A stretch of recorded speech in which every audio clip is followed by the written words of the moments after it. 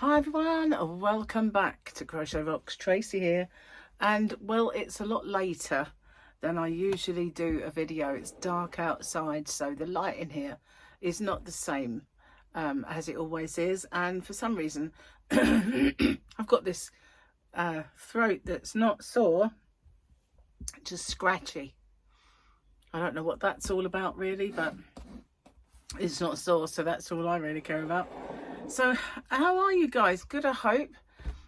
Today I thought, hang on, let me just notch that down a smidge.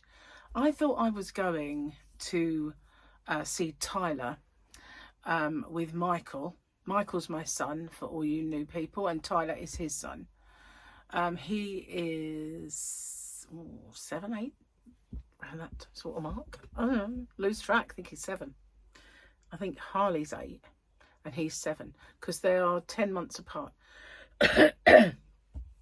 Anyway, in the winter, his school put on this thing in the woods, and we were all gonna go in wellies and wrap up, but it kept raining, and so we had a very wet winter, and it got postponed or called off. So when Michael said to me, do you want to come to Tyler's thing, I thought that's what we were going for. So I wore a pair of trainers that I didn't mind getting dirty. They were nice ones though, but yeah, and it turned out it was a performance in an auditorium at the school, so nice and dry and warm and clean. But never mind, at least I didn't turn up in wellies. That would have been fun, wouldn't it? Anyway, he played the drums in a band called the Black Cats, and there were 3 bands from the music club, and where Tyler is learning to play the drums, but Michael was teaching him to play the drums before. When Michael had an electronic kit, and every time he went to his dad's he was teaching him to play the drums, but then when Michael moved temporarily, he had to sell them. When he moved where he was, he got to sell them because it was a different, you know, you could hear people breathe basically, so he got rid of those. Even though it was electronic and you could turn it down, you could still hear the tap tap tap, plus he likes it on the speaker, so he sold them, and that was kind of put on hold for a while, and now he's learning them at school. And Michael's moved, he's now got a drum kit, well, an electronic one, so Michael hasn't wanted to interfere with what he was learning for his performance, but now that's over, he's going to go back to showing him drum beats. So yeah, that was different. So after it was finished, we took him for a haircut, and then for a happy meal, and we went into Sainsbury's, and I had a tea from Starbucks, which was a very nice big Starbucks there. Anyway, then I had to drive home, and I was going to pop in. I thought if I'd give it, see how long if I'd have left, for instance, shortly after the school, then I would have maybe gone to Paul's and Victoria's and taken their Easter eggs for the kids and for them. But because we did all the other stuff, it then meant it was late and horrible rush hour and everything, so I hadn't even eaten lunch, so I was dying, and so I thought, oh, I just get home. So as luck would have it, the horrible bits of the journey weren't very trafficky today. Don't understand that. There was traffic around. I mean, when we first got there, it was awful. I couldn't park anywhere, and it was rammed everywhere. But luckily, the bit coming on the island, which is always an evil kind of bit, because you have to, at the moment, there's what's the word I'm looking for? Pain in the butt. That's what I'm looking for. Traffic restrictions, which don't need to be there. It says we've got a big dual carriageway and fast road, 70 mile an hour normally, and it's down to 50 because there is imaginary roadworks there that don't exist. So everybody's having to try and not break the speed limit, because there's those average speed check cameras there. And it's physically painful and difficult to actually manage to go at 50. Well, the good news for me is that I figured out how to use my limiter. So if I want to in future, I can just set it to go 50, put my limiter on, and I found out how to turn it off as well, because the first time I ever put it on this car, I didn't know how to turn it off. And now I know, by just playing with it, that now I can do it. So I shan't have to worry about having a heavy foot, listening to music and putting my foot down at the wrong point. But it is an absolute nightmare. So going up Detling Hill as well, they've done the same thing. So quite a bit of the, as soon as I got off the motorway, was all slow down for this, slow down for that. But the bit where it goes into a bit of a bottleneck, where we have to turn right to come to this end of the island, is usually quite evil. And it's weirdest roundabout, really, because they're normally, you get in the left-hand lane in a British roundabout, right? You get in the left-hand lane if you want to turn left. And if you want to turn right, you get in the right-hand lane. But not this one. This one, everybody goes in the left-hand lane to turn right. So there is a right-hand lane, which I always go in. And then there's lots of traffic built up in the left-hand lane. And I just go in the right-hand lane. And then as you go around the roundabout, you kind of feed in one at a time into single file. But it's just a weird thing. Why would you go ever in the left-hand lane to turn right? And I mean, I can remember Michael telling me ages ago that he had this road rage incident with somebody and he was going to hunt them down. And I went, oh, everybody does that. And he just said, why? I went, I don't know. But it just is. That is how everybody does it. So it's just, these people will probably think you're mental, because that's just the way it is there. But it's not, strictly speaking, the rule of the road, is it? Anyway, I'm home. And Gary made me some food, so I was able to eat when I got in, and we watched half of a Peaky Blinder. And can't call it Peaky Blinders, because we didn't watch it all. And then he's watching England v Japan soccer, football to us. But I thought maybe I'd do my video in the morning. But then as I started watching this game, I thought, I really ain't in the mood for it. I'm not in the mood. So I'm going to go and do my video. I've got a hench spot. I don't know if you can see it. And turned into a teenager overnight with this thing. So I've ordered myself, because I had some before, free in one of those kind of kits that you get. You know, when sometimes I've got those advent calendars and done the show and tells. Didn't want everyone rock steady, really. Well, in one of them was a Revolution, I think it was, blemish on spot patches. And I thought, these can't work. It's ridiculous. Put it on. Overnight, it'd gone. So I did a little search on Google, which sort of, I don't call them spot patches, spot and blemish patches do not contain limonene. And the one that came up tops was CeraVe. So I went onto Amazon and I ordered myself some. They're coming tomorrow, so they reckon 3 hours. Can't see it, but we'll see. It's not a nice one. It's a swelling one. Well, there it is. But I've got 10 ton of concealer on it, so hopefully you can't really see it. And I didn't need to even tell you in that case, but it's annoying. Why do these things plague us when we don't need them anymore? You know, I'm not a teenager anymore. It's last week. Oh my goodness, but tea's been getting cold. It's not cold, it's drinkable, so I've got to do it now. Anyway, it's so cute watching him in his little he's drumming. It's one of those things that you think, should I video this? And then if he's ever in a band, I can say, look at your first ever drum. You know, if I'm around, that is. Well, you know. Oh, man. At least the weather was nice. I mean, it rained earlier when, before I was getting ready to go, the cat came in. And then I looked and it was pouring with rain. I thought, well, she won't want to go out again. I'll have to leave her in.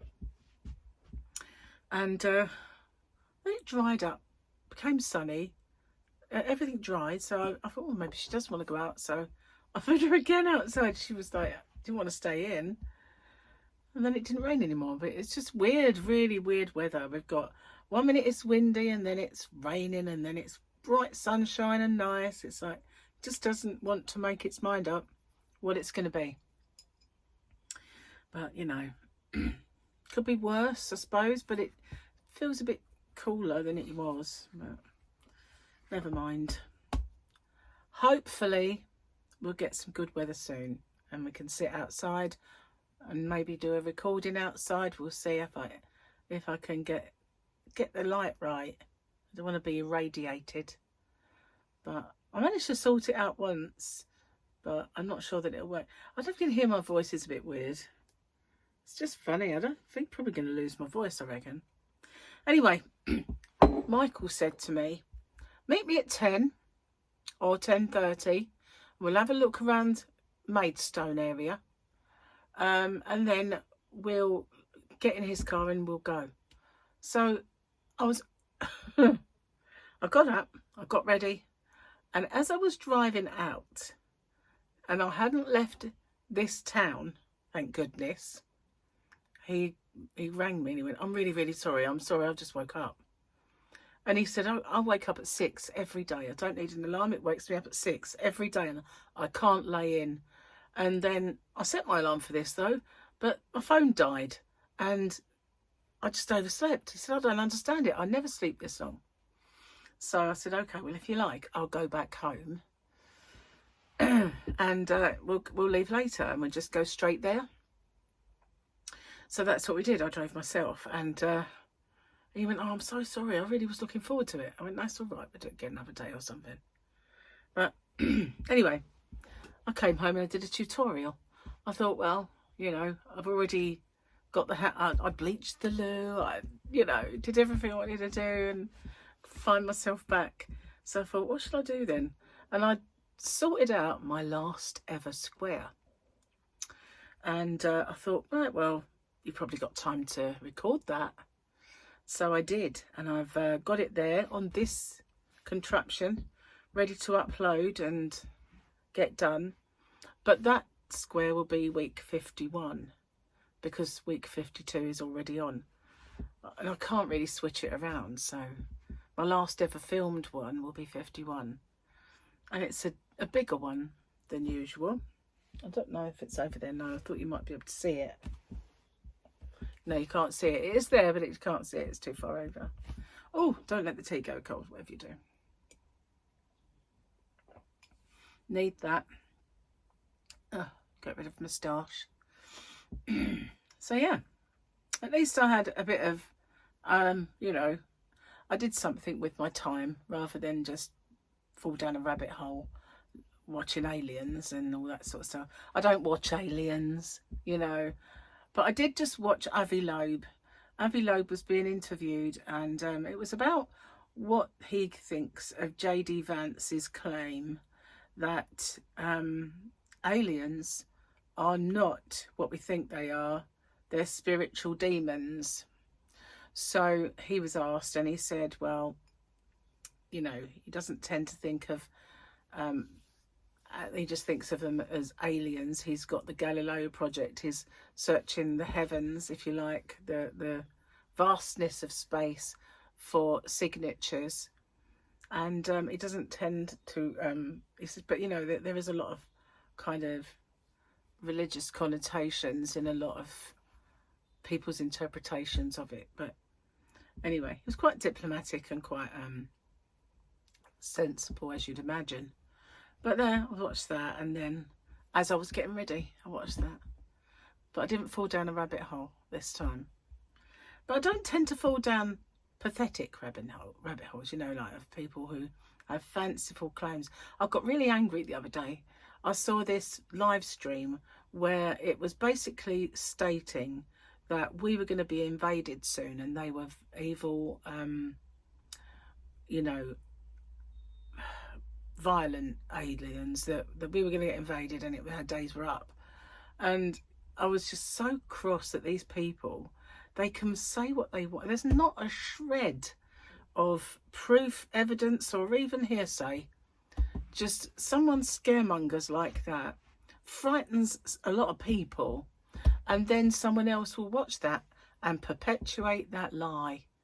You know, the truth of the matter is, we can't even get disclosure of what really is there. And the way I look at it is simple as this. If there was a violent alien race that wanted this planet, we'd be dead already. You know, if they're that advanced and they've been here that long and want this place and think we're rubbish, they'd have got rid of us already. You know, I just don't understand the logic of these people who just scaremonger and try to, you know, put fear and panic in people for no reason. My logic is, if they were that way inclined, we wouldn't be here now, would we? We'd have been gone a long while ago and got rid of this pesky race as soon as they possibly could. And they didn't. So, Anyway, pressed something I shouldn't then. Don't know what I did. I'm going to finish this tea though, because it's a good one.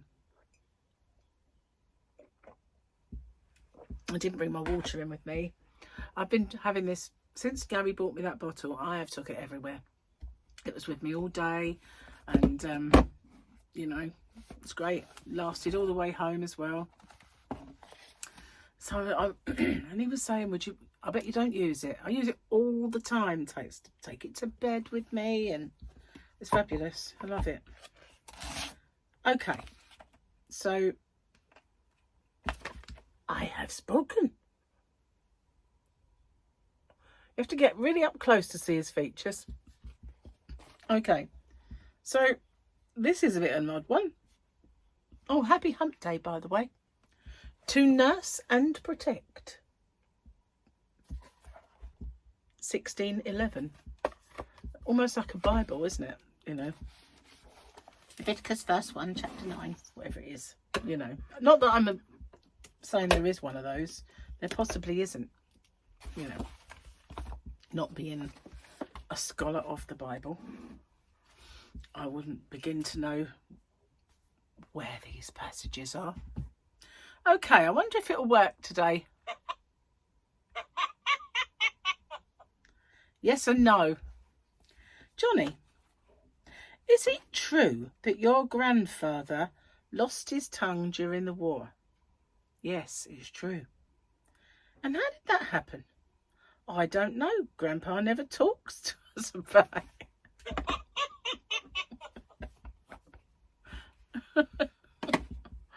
Oh, that's bad. Funny thing is, right, it's not funny, but I had the surgery on mine. I've been hearing a lot of kerfuffle going on kind of next door. And I was talking to my neighbour earlier because I saw her outside. And I also wanted to ask her if she'd feed the cat while we were away. And she wanted to tell me about her drain problem. So there was an ambulance out there earlier, and I went out and I said, oh, excuse me, but I've got to go out in a minute. And they said, oh, we're just picking up. We'll be gone soon. I went, he said, oh, do you need to go now? And I had rubber gloves on. I was washing up. And I went, not right now, but in a sec. I said, it's all right. You'll be fine. You'll be gone by the time I'm done. So I said, is everything okay? I saw the ambulance, and it was actually a brother. He had stage 4 cancer, and it was I don't know if it was on his tongue or down there, but it kind of ate away at his jaw. So when he had his operation, he had to have quite a sizable part of his jaw removed, reconstructive surgery, and some grafting from his back onto here. So I said, oh, did you have East Grinstead? She said, yeah. I went, Mr. Glassy? She said, yeah. I went, he did mine. He's a genius. He's in good hands. So, weird though, isn't it? When you kind of consider that was just someone next door. He didn't always live there, but he was, living there. Strange, isn't it, when you think about it? Side by side, but the same sort of cancer. Doesn't make sense. But obviously it was a lot worse. I was very lucky to get mine at a T1, not a 4. So yeah, you know, you had to have radiotherapy and all sorts, where I didn't get any of that, just the lymph nodes and the actual thing removed and clear margins. But I kind of remember the speech, you know, how hard it was to talk, and all of the things I did to make it so that I could actually talk properly, and all the exercises and my own ones and all that stuff. But yeah, so it is odd coincidence though, really, when you think about it. So croaky. I am determined though, I'm not going to have lockets. I'm not going to do that. I'm not going to have any honey. Not going to have anything like that that's got any kind of sweetness in it. I'm just going to take paracetamols and hope it just goes away. Basically, it can do one. I don't need it. So yeah, that was my day. A lot of traffic and a lot of driving, but it was cute and it was nice to see Ty. And funny thing was, I mean, I bumped into his great grandma. Yeah, he's got a great grandma, because Gemma's gran is still alive and very fit and with it. In fact, I sometimes, you know, think she looks younger than her actual daughter, which is weird. But anyway, she was in the shop when we went to get Starbucks, and so we had a little chat, and I saw Gemma, that's Tyler's mum, and I kind of said, you know, if I ever want to pick him up, maybe take him to the cinema or pantomime or anything like that, can I get in touch with her? And so she said yes. So that is at least in place again now, that I can message her and do that. So that's cool. Anyway, guys, I haven't seen much of Gary today, so I better call it a day and go and spend a bit of time with him.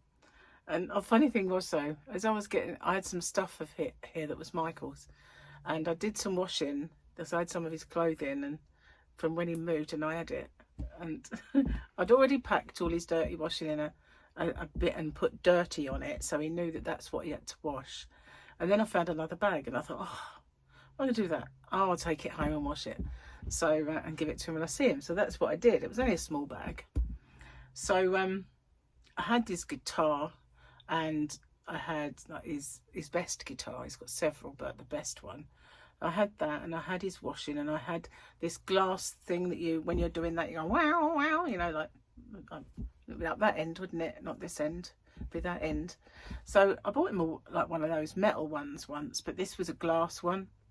So and I had one of his tin openers by mistake. Somehow I managed to get that in a bin. So I put all this stuff in the car so they could take it. And I forgot what I was going to say. Oh yeah, as I gave him the bin, it was one of those with a little flippy lid, and it went like that. And I thought, hang on. And I lifted the lid, and in there was a ball of grey yarn. I went, you don't want that, do you? And he went, no. I'll teach you to crochet. But yeah, he nearly had some of my yarn, which I didn't bring out of the car, so I had to get that. So it's part of the thing I'm making for Yasmin, which I need to get done. You know, I really do need to get that done.